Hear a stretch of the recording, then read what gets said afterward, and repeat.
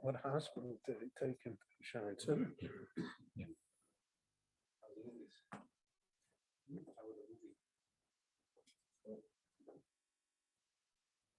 I've told everyone.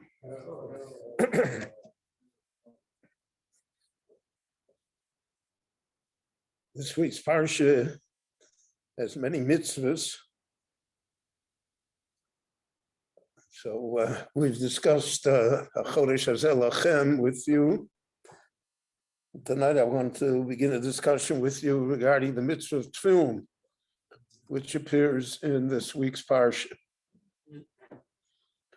So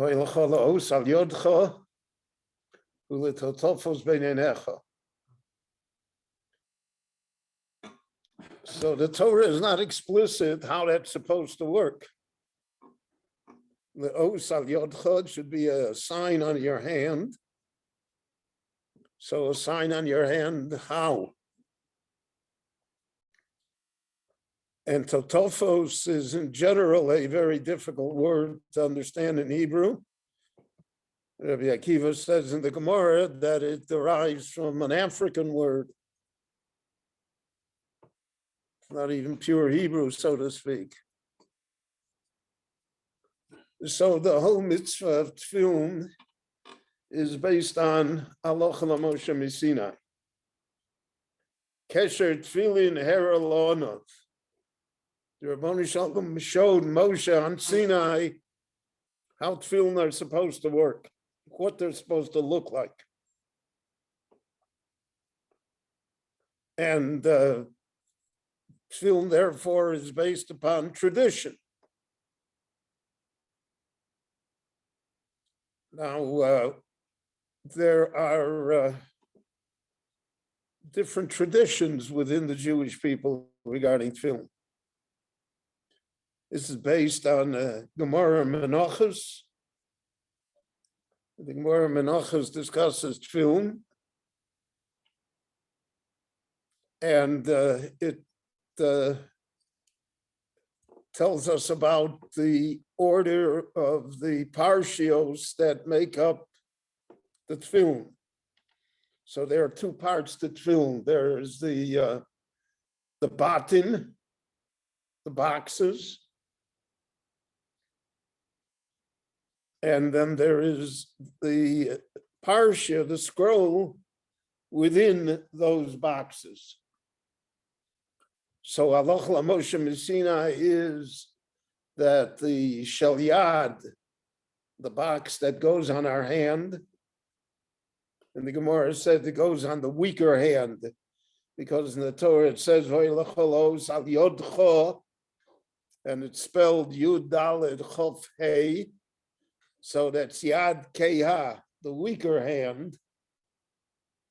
So if you are left-handed, then it would go on your right hand. It's always on the weaker hand. That's where you get the corona shot. And that box of the shel yad has one continuous scroll. It's one piece of parchment, but on it are written 4 parshias. The parshias are Shema and Vo'afta, which is the first parsha, and then Vo'yoim Shamoa is the second, Vo'yoki Yaviyacha is the third, and then Kadesh Li Kol B'chor is the fourth. So those are 4 parshias of the Torah that are written to be in the box of the tefillin.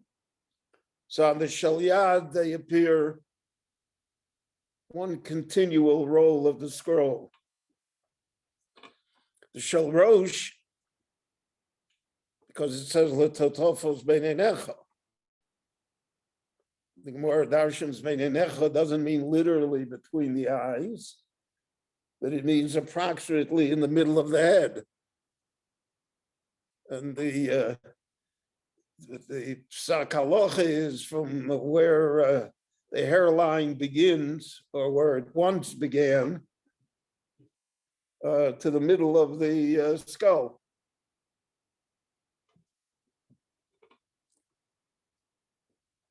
So that box is divided into 4 sections.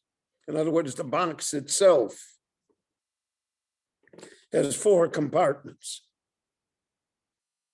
So you have a base, and then on top of that base are these 4 compartments. The hidur is that the split between the boxes should go all the way down to the base, not just to the top, but all the way down to the base of that box. And in those 4 different compartments, each of the parshas of the Torah is inserted. So the Gemara wants to know what's the order of the 4. This is all halacha l'Moshe Sinai. The fact that tefillin are black is halacha l'Moshe Sinai. True story. I remember a lady came to my father and she said that she's having a bar mitzvah, a very fancy bar mitzvah for her son, and it's color coordinated. And she wanted to know if she could have the tefillin color coordinated to the event. So the halacha l'Moshe Sinai is that they're always black. And over the centuries, the Sofrim have developed dyes for the blackness. Not all of them are even in black. There are different shades of black. So then the question arose, which shade, with different customs in different areas, depending upon whether they could get that dye, whether it was available or not.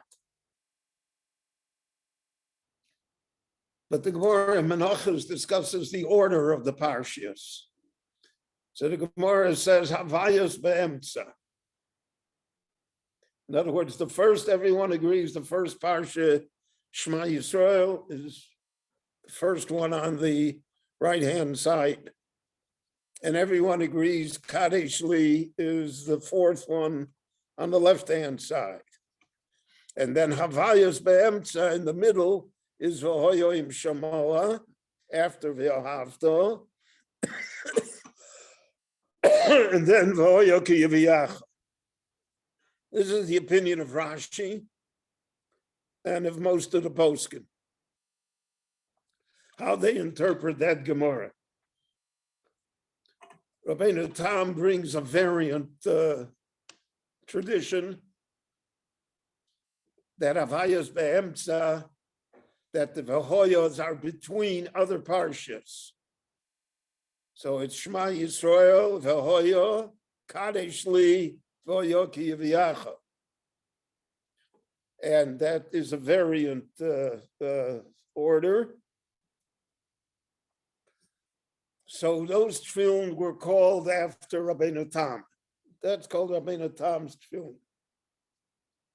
Now it's much older than Rabbeinu Tam.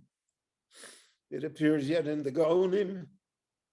And one of the fascinating stories here in Israel is that Yigal Yadin, who was the chief of staff of the Israeli army at one time, and then later gained fame as an archaeologist. So he was the one that dug out the Bar Kokhba caves.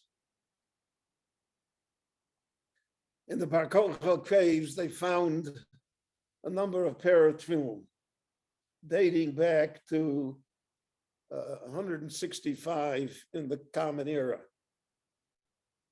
So almost 2,000 years ago. And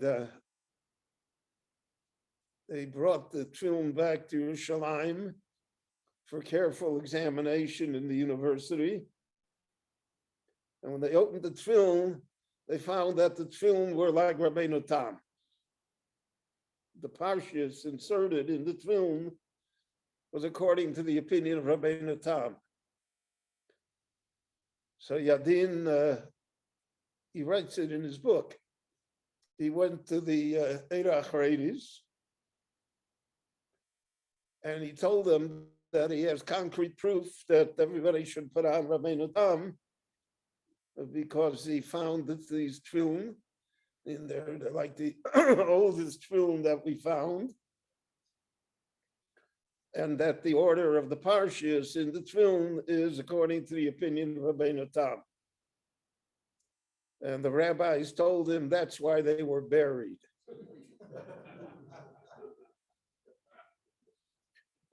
So Jews don't change easily. But there's a custom from the time of Rabbeinu Tam on, maybe even earlier, that Jews wore two pairs of tefillin. They wore the Rashi tefillin as the main tefillin, and then at the end of the davening, they put on the other pair of tefillin. And when the Hasidic world exploded in the 18th and 19th centuries, so then the Hasidim adopted Rabbeinu Tam's tefillin. Originally, the tefillin Rabbeinu Tam were only for Yechidei Zgula, for especially pious people, but not done publicly. But the Hasidic world adopted Rabbeinu Tam's tefillin for everybody. And that's pretty much the custom today. Certainly in the Hasidic world, that they have two pair of tefillin. And even in the Ashkenazic world, the non-Hasidic world, there are many who put on Rabbeinu Tam's tefillin as well. There's a tradition, Rabbi Yaakov told me, that if a person reaches a certain age, that he didn't really expect to make it that long, and now he reached it, that in honor of achieving that, he should put on Rabbeinu Tam's tefillin as well. There is such a custom. There's also a difference of opinion as to the kesher, as to the knot in the back of the neck of the shalrosh. The accepted version is that it's in the form of a dalet. But the variant is that it's like a double dalet, which is like a final mem, which is a square. And again, that depends upon the custom of the family. All the poskim say that one should do what the family has done before. What your father wore, that's what you should wear. And that, so therefore that variant also exists in the tefillin shel rosh, whether or not it's just one dalet, or whether it's the double dalet that looks like a final mem, that's the kesher. And that we have to know, that's kaviyachol, the Rabbanu Shalom's tefillin, because that's the kesher tefillin Moshe saw ma'achorov. What did he see? The Gemara says he saw the kesher shel tefillin. So there are all sorts of drushes on that as to what can be read and understood there. But the mitzvah of tefillin is one of the basic mitzvahs of the Torah. And since it's a mitzvah sasei shazman gromo, women are potter in it. So the tradition is that women don't wear tefillin. There are other reasons also, biological reasons, there are all sorts of reasons advanced.